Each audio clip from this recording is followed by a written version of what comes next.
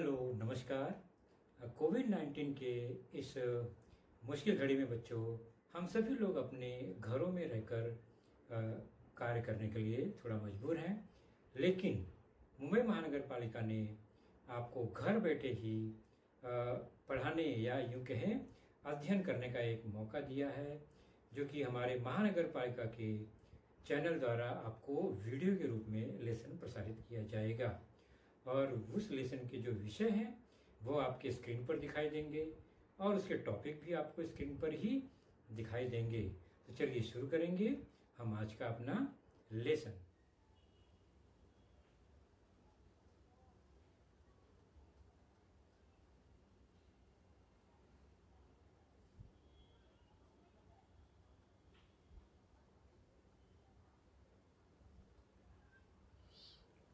तो बच्चों, आज की कक्षा छठी, विषय सामान्य विज्ञान, और हमारा आज का पाठ है आपके पाठ्य पुस्तक से lesson number 8, skeleton system and the skin, अर्थात हमारा अस्थितंत्र तथा त्वचा। और मैं हूँ आपका वर्चुअल मार्गदर्शक अजय कुमार मौर्य, और आज हम देखेंगे घटक टाइप्स ऑफ बोन्स, अर्थात हड्डियों के प्रकार। और निश्चित ही हम मनुष्य की हड्डियों के प्रकार के बारे में चर्चा करेंगे। तो इसकी पहले की कक्षाओं में बच्चों, हमने आज तक जो कुछ देखा, अपने मानव शरीर के अंदर कुछ संस्थानों को, तंत्रों को देखा, उसे थोड़ा सा याद करते हैं।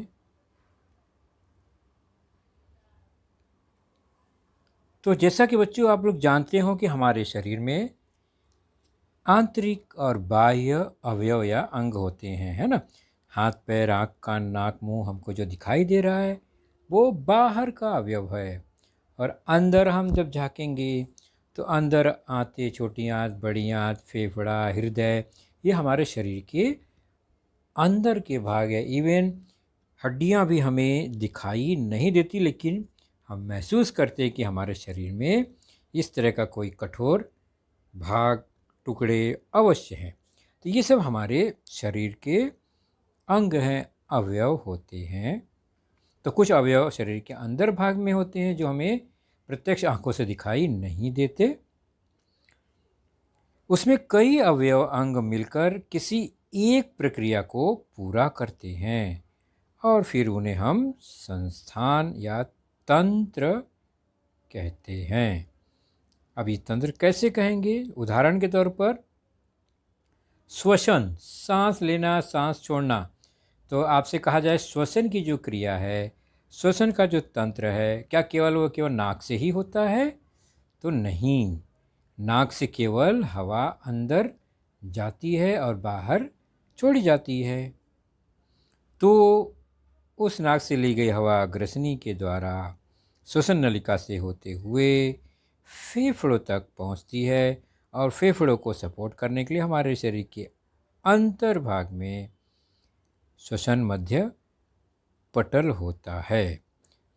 तो नाक हमें बाहर से दिखाई देता है, उसके बाकी जो हिस्से हैं ये वो शरीर के अंदर भाग में स्थित होते हैं। तो ये सब मिलकर श्वसन की क्रिया को पूर्ण करते हैं, इसलिए ये श्वसन तंत्र के हिस्से हैं। कौन कौन? नाक, ग्रसनी, श्वसन नलिका, फेफड़ा, श्वसन मध्य पटल। तो सांस लेना केवल नाक का ही काम है, अलग बात है, लेकिन श्वसन की पूरी क्रिया होने के लिए नाक की शुरुआत भर है। उसके बाद यह ली गई हवा, ऑक्सीजन, अनेक अंगों के माध्यम से होते हुए उसका शरीर के लिए उपयोगी होने की क्रिया पूरी श्वसन क्रिया है। तो ये शरीर के अंदर का हिस्सा और एक बाहर का हिस्सा आप देख रहे हैं। तो सबसे पहले नाक, ग्रसनी,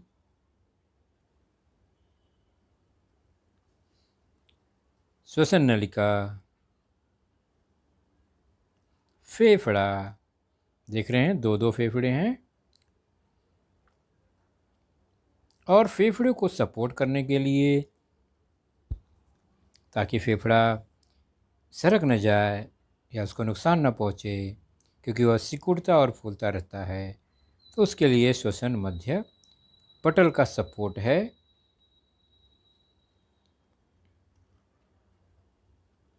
तो ये है श्वसन तंत्र। उसके बाद हम भोजन करते हैं तो शुरुआत मुख से होती है, तो वहाँ पर हमारा पाचन तंत्र काम करता है। तो भोजन को मुंह से चबाकर निगलने से लेकर उसका उपयोगी आवश्यक घटकों में रूपांतरण होने तक की क्रिया, हजम होने की क्रिया, यह सब पाचन तंत्र के अंगों द्वारा होता है।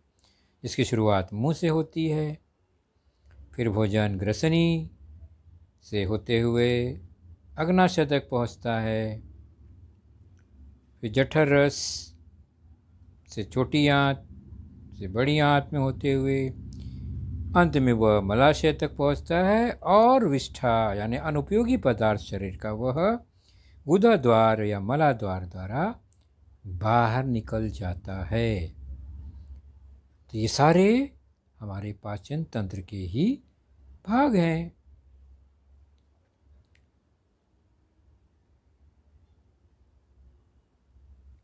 तो यह हुआ मुख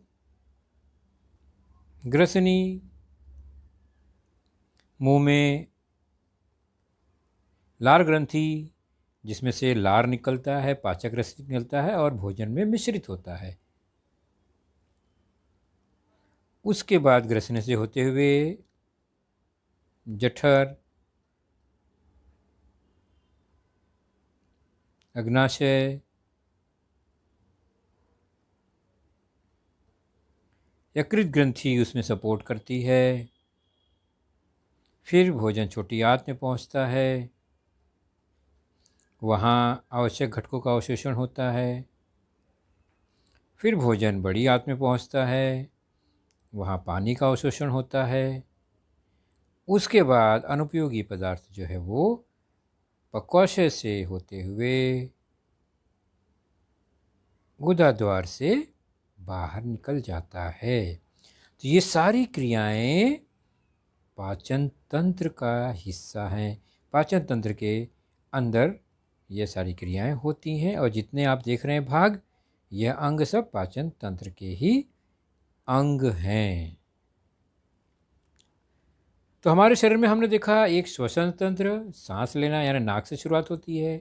दूसरा है पाचन तंत्र, जिसकी शुरुआत भोजन की मुंह से होकर गुदाद्वार तक विविध स्टेज से वह होते हुए पहुंचता है। तो आप इस चित्र को देखकर विविध अंगों के नाम बता सकते हैं क्या? तो देखिए, कोशिश कीजिए, इस बॉक्स में क्या नाम आएंगे।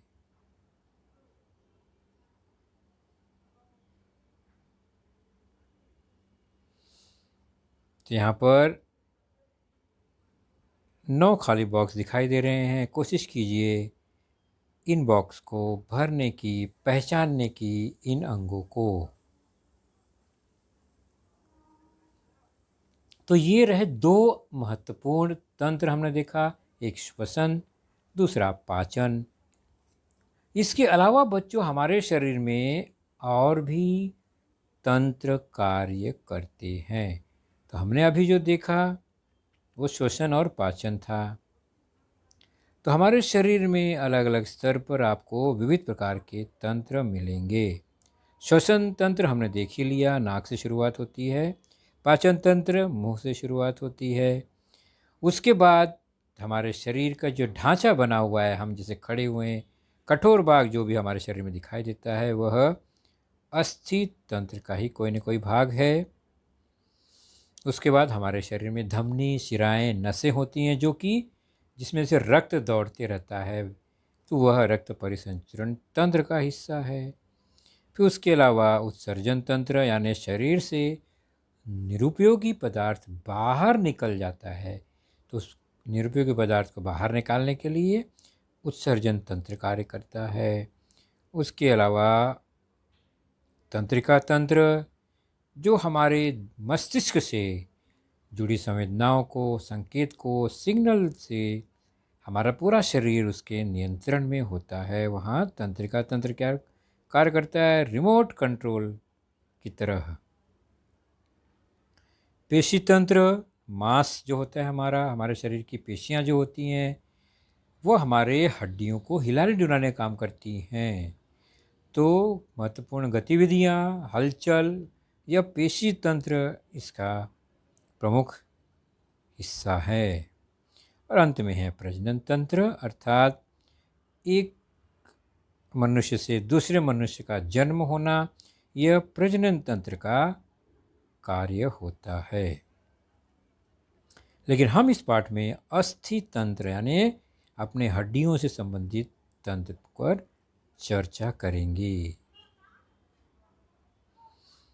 तो अभी आप चित्र जो देख रहे हैं हमारे मानव शरीर का धड़ का हिस्सा आप देख रहे हैं, जिसमें आपको छाती की हड्डियां, पसलियां दिखाई दे रही हैं, पेट के अंदर आंतें दिखाई दे रही हैं, ऊपर लाल और नीली धमनी शिराएं दिखाई दे रही हैं, नीचे उत्सर्जन तंत्र दिखाई दे रहा है। तो ये सब शरीर के अंदर एक साथ रहता है।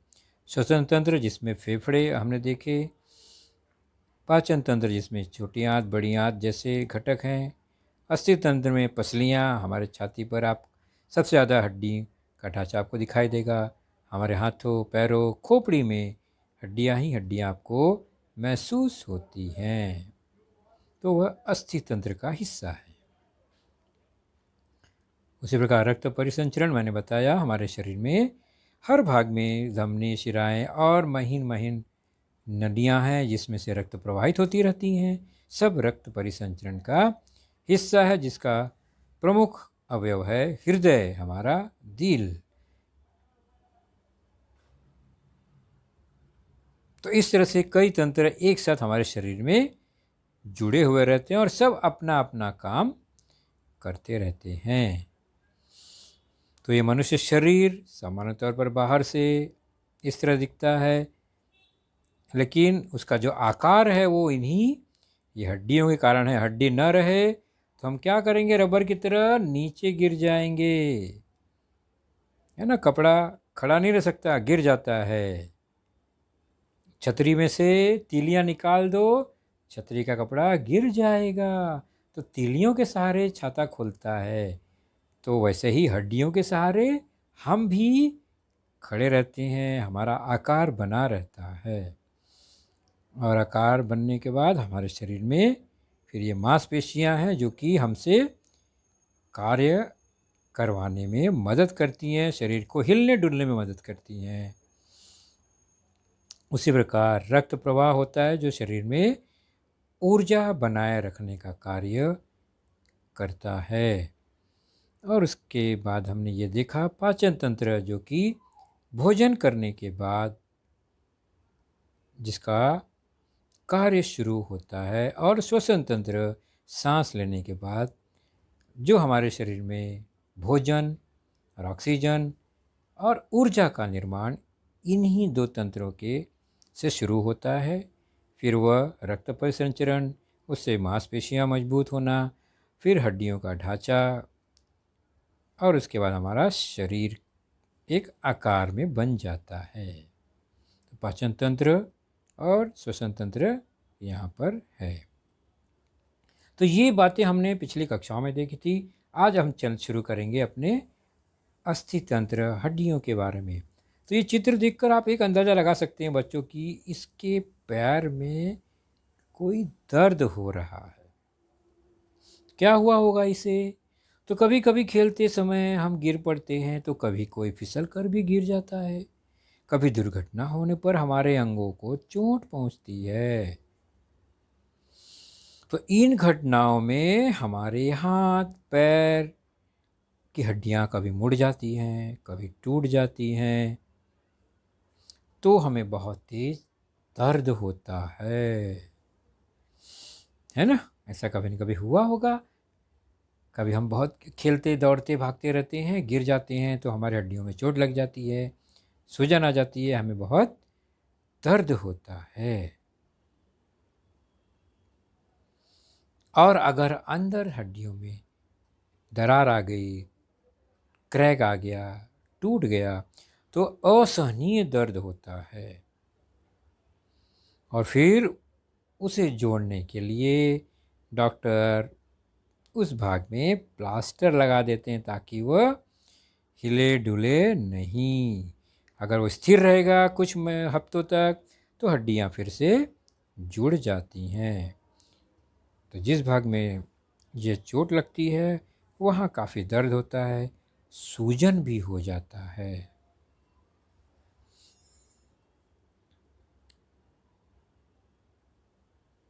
तो कुछ घटनाओं में हड्डियां मुड़ जाती हैं तो टूट भी जाती हैं, जिसको ठीक करने के लिए फिर हमें कई हफ्ते आराम की ज़रूरत होती है ताकि वह हिस्सा हिले डुले न। इसके लिए डॉक्टर प्लास्टर कर देते हैं उस अंग को ताकि वह वैसे ही रहे, उसके अंग हिले डुले नहीं और जुड़ जाए वह।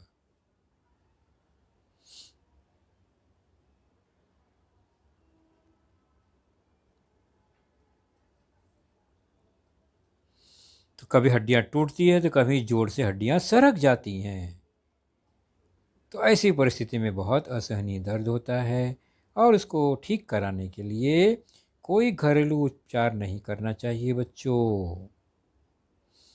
तो इस तरह हड्डी का मुड़ना, टूट जाना को ही विज्ञान में अस्थिभंग कहते हैं, फ्रैक्चर कहते हैं। अस्थिभंग होने पर असहनीय दर्द होता है और उस भाग में तुरंत सूजन आ जाती है। जैसे कि आप देख रहे हैं ये पैर के अंदर की हड्डियां हैं, किस तरह से छोटे छोटी हड्डियों से मिलकर यह पैर का ढांचा तैयार हुआ है। तो हड्डियों में इतने सारे जोड़ भी होते हैं, तो चोट लगने पर कभी कभी जोड़ टूट जाता है, हड्डियां टूट जाती हैं।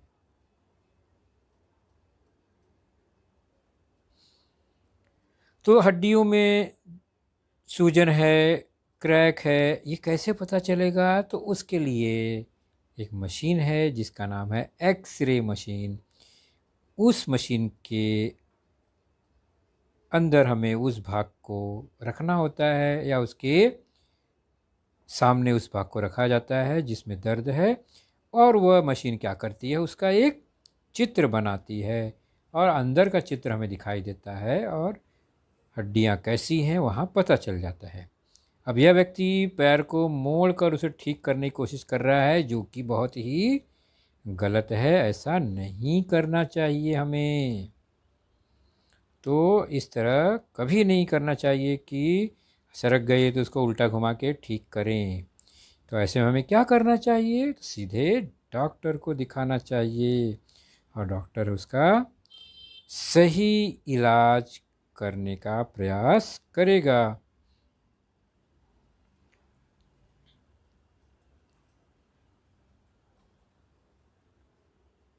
और कुछ हफ्तों बाद डॉक्टर फिर उस प्लास्टर को काटता है, जैसा कि मैंने बताया प्लास्टर लगाना पड़ता है, और हड्डियां अगर जुड़ी हुई हैं तो डॉक्टर घर जाने की इजाज़त दे देता है या प्लास्टर काट देता है और हमें फ्री कर देता है। और थोड़ी सावधानी के साथ फिर हम अपना कार्य धीरे धीरे करने लगते हैं। तो एक्सरे मशीन क्या करता है? तो एक्सरे मशीन हमारे शरीर के अंदर प्रवेश करता है उसकी किरणें, और हड्डियों के आर पार वह नहीं जाती, इसलिए हड्डियां हमें दिखाई देती हैं, जैसा कि आप चित्र में देख रहे हैं। एक उसी तरह का प्रारूप है, लेकिन एक्सरे मशीन ऐसी नहीं होती है हमारे अस्पताल में, ये केवल एक नमूना है। मशीन कुछ इस तरह से होती हैं, और जिस भाग में दर्द है, अस्थिभंग होने की शंका है, उसे इस मशीन पर वहाँ रखा जाता है, उसके फोकस के अंदर एक्सरे मशीन चालू की जाती है और उस मशीन द्वारा फिर उस भाग का एक चित्र लिया जाता है, इमेज लिया जाता है।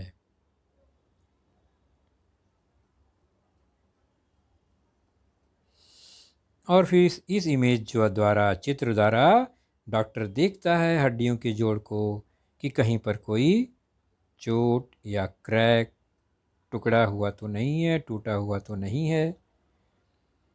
तो ये रहा एक्सरे इमेज चित्र और ये एक्सरे मशीन।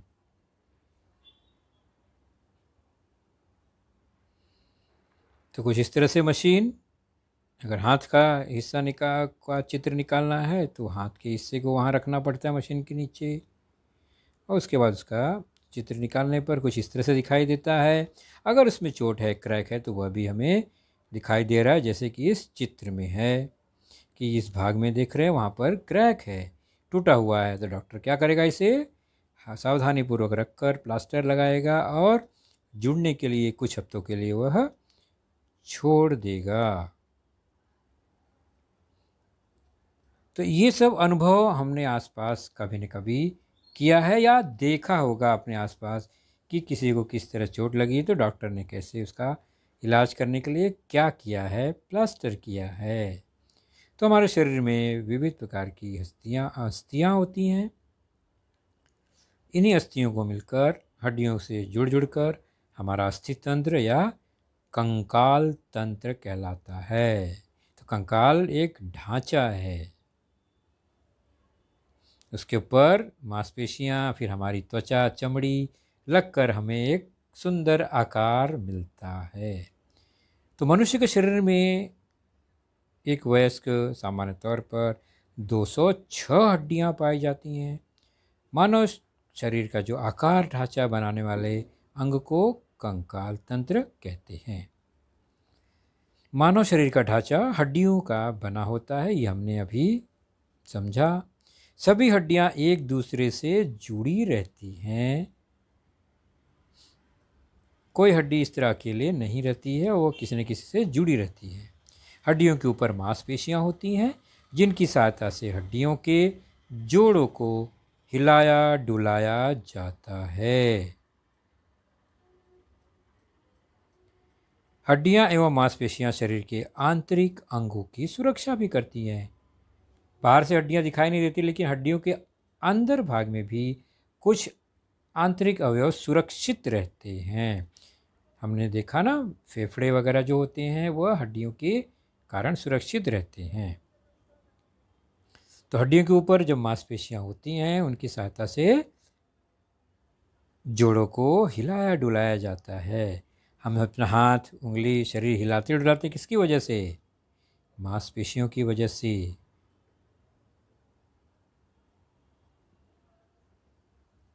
चाहे डांस करना हो, चाहे कूदना खेलना हो, हड्डियां उसमें सपोर्ट करती हैं, मांसपेशियां कार्य कराती हैं।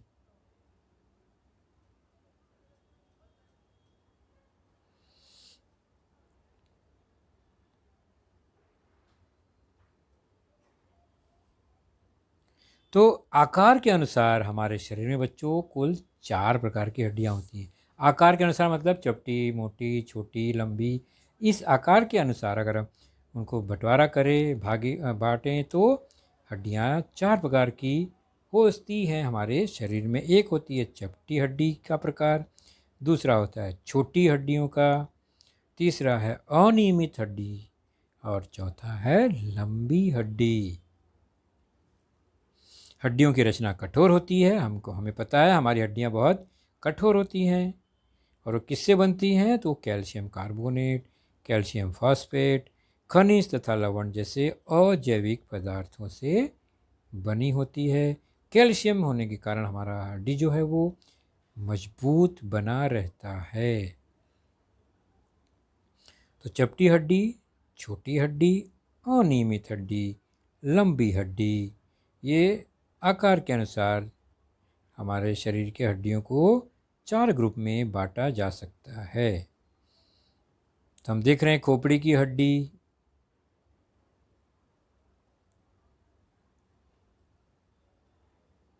छाती की हड्डी, ये सब फ्लैट चपटी हड्डियां हैं। छोटी हड्डियों में आप देख रहे हैं हाथ पैर उंगलियों की जोड़ की हड्डियां जो हैं छोटी छोटी। लंबी में आप देख रहे हैं बाहें और पैर के जांघ की हड्डियां, ये लंबी हड्डी होती है। और अनियमित हड्डी आप देख रहे हैं यहाँ पर, जो कि हमारे मेरुदंड कशेरुकी उसके भाग होते हैं। अनियमित, कोई निश्चित आकार हम नहीं अंदाज़ा लगा सकते। तो हड्डियों की रचना कठोर होती है, और कठोर मजबूत हड्डी किसकी वजह से बनी होती है? ये कैल्शियम के कारण।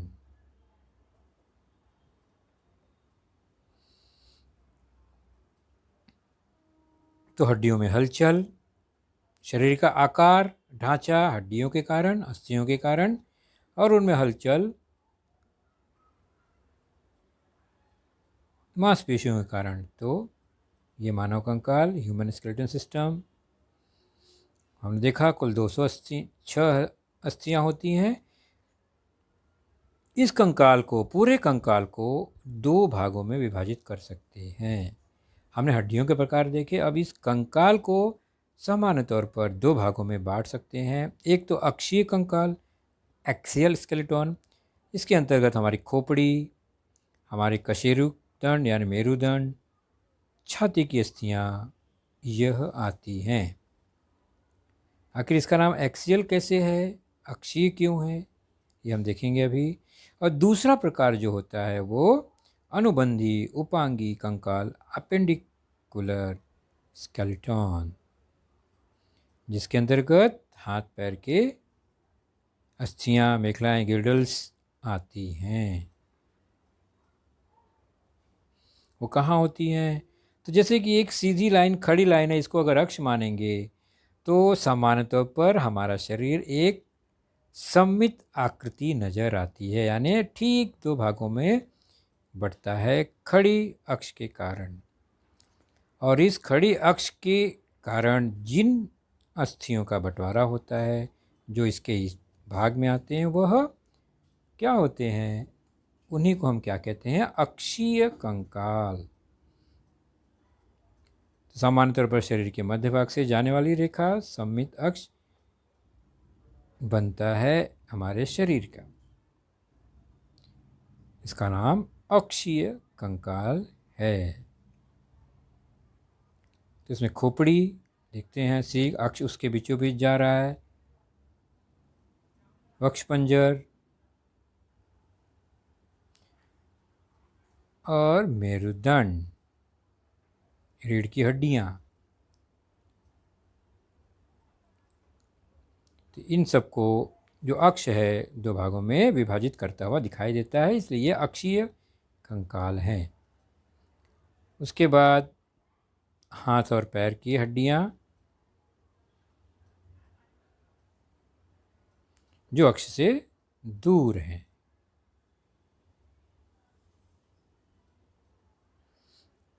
तो हम चर्चा करेंगे पहले अक्षीय कंकाल का। तो शरीर का मुख्य अक्ष बनाने वाले कंकाल को अक्षीय कंकाल कहते हैं। तो इसके अंतर्गत खोपड़ी, कशेरुकदंड, मेरुदंड और छाती की अस्थियां आती हैं, जैसा कि हमने देखा। कौन कौन से हुए? खोपड़ी, कशेरुकदंड यानी रीढ़ की हड्डी हमारी, और छाती की अस्थियां। रीढ़ की हड्डी मतलब पीछे की तरफ दिखाई होता है, छाती की हड्डियां सामने।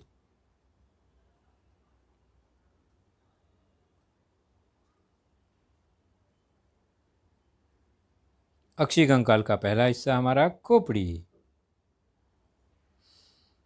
और हमें लगता है खोपड़ी एक पूरी समूची हड्डी है, लेकिन ऐसा नहीं है बच्चों।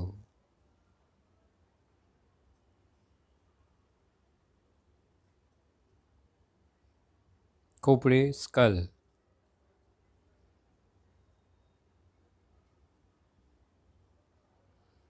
तो मनुष्य की खोपड़ी में कुल 22 अस्थियां होती हैं कुल मिला के।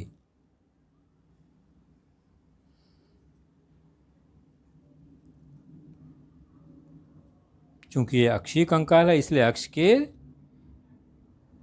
लेफ्ट राइट में ये विभाजित होते हुए दिखाई देती हैं। खोपड़ी, कशेरुकदंड और छाती।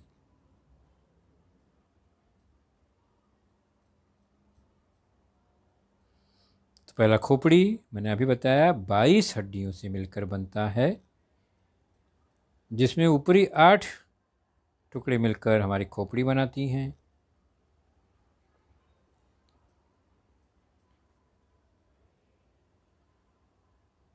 और ये बिल्कुल हिलती जुलती नहीं है, हमारे मस्तिष्क को सुरक्षित रखती हैं।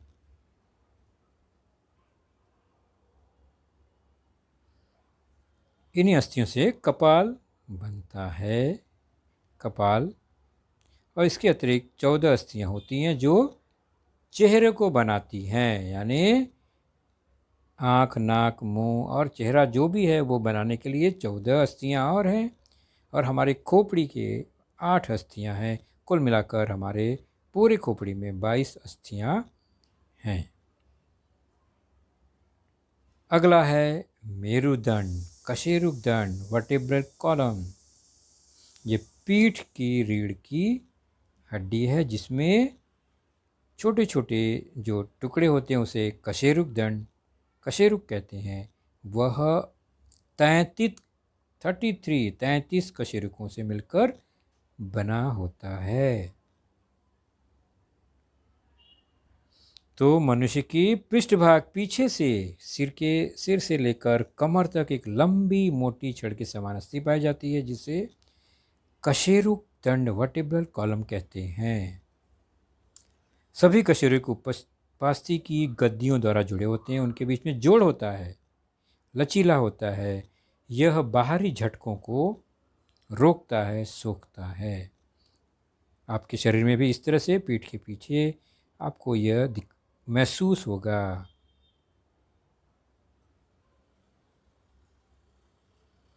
छोटे छोटे छोटे छोटे टुकड़ों से यह जुड़ा रहता है। मनुष्य का कशेरुक दंड 33 कशेरुकों से मिलकर बना होता है, 33। तो खोपड़ी के अंत से यानी सिर से शरीर के द्वारा पीठ से होते हुए कमर तक यह पहुंचता है।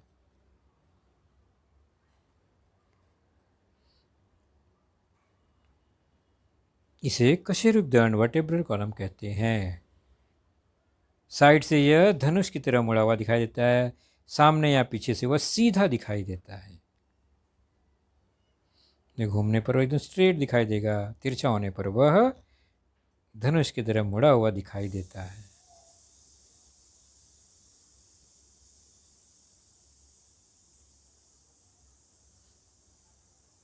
ध्यान से देखेंगे इसे तो ऊपर एक हिस्सा 7 कशेरुकों का, उसके बाद जो मुड़ना हुआ हिस्सा है बीच का वह 12 कशेरुक, उसके बाद अन्य अगला मोड़ 5 कशेरुक और सबसे नीचे बचे हुए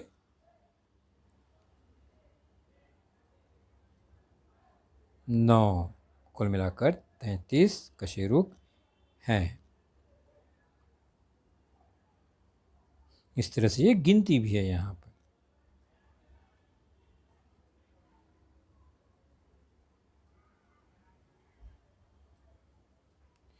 तो हमने जाना कितने कशेरुकों से बनता है, 33।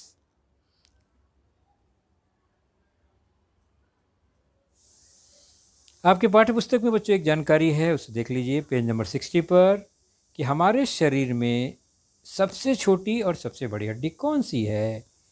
तो दोनों कानों में छोटी 3 हड्डियां होती हैं, 3 वह छोटी हड्डियों में शुमार है उनका।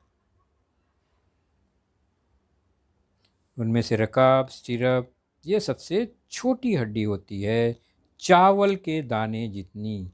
और इसका आकार रकाब जैसे। रकाब आपको पता है? नहीं पता है? आपने कभी घोड़सवारी देखी है बच्चों? घोड़ा पे चढ़ने के लिए पैर को एक छोटे से रिंग छल्ले में पैर रखकर चढ़ा जाता है, वही रकाब है, उसके जैसा वह दिखाई देता है।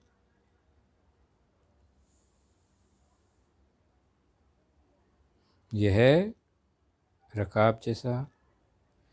3 हड्डियां वहाँ पर है, छोटी छोटी हड्डियां। जब हमारी ध्वनि कान में जाती है आवाज़ तो वह तीनों हिलती है, हैमर करती है और हमें स्पंदन महसूस होता है, आवाज़ सुनाई देती है।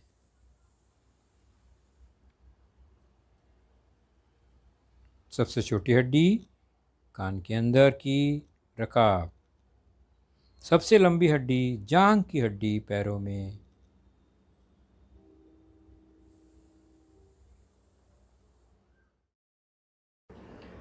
तो बच्चों, आपने देखा आज का लेसन, उसके प्रमुख मुद्दों को ध्यान से बार बार दोबारा देखकर समझने का प्रयास कीजिए, क्योंकि एक बार देखने पर किसी को भी वो पूरा मुद्दा समझ में नहीं आता।